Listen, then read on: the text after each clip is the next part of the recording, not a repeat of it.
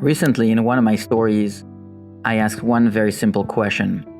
Is having too much money, an excess of wealth, something good or bad? And it's very interesting because the answers were pretty divided. 50% of people thought it was good, and 50% of people thought it was bad.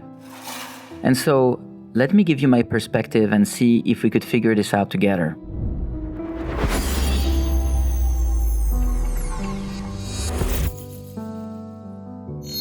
First, wealth means possessing a lot of things that are desirable to other people, that are needed for you and your family. The ability to acquire things like having a home, cars to go to work, things that you need, food, etc., basic necessities. Now, excessive wealth means having so much that we're not talking about survival anymore. We're talking about the ability to buy not just one car, but 10 cars, 20 houses, etc., in excess of what you really need to survive, above and beyond what you really need. And so the question is this something good or is this something bad? And so to answer this, we have to ask another question. Is having too much talents, for example, something good or bad? Is having too much intelligence good or bad? Is having too much personality good or bad?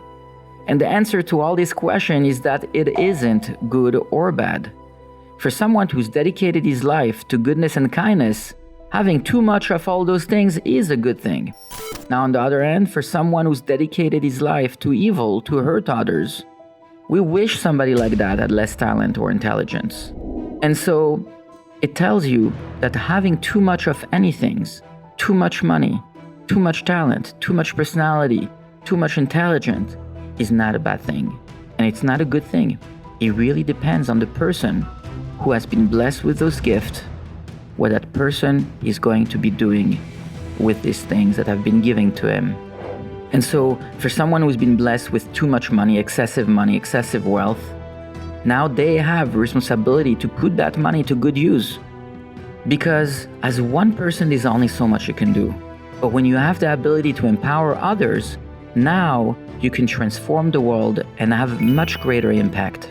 And that's why Judaism says that every month, every person must dedicate 10% of their earning to a charity of their choice, so that the money is tied directly to something good, that it's not something that you have just for yourself, but it's tied to helping the world around you, to create a better world, a world full of goodness and kindness. And so I encourage you all to regularly do that, so that your wealth not only keeps growing, but your impact keeps growing for us to change the world all over. Thank you for listening, and again, have a great day.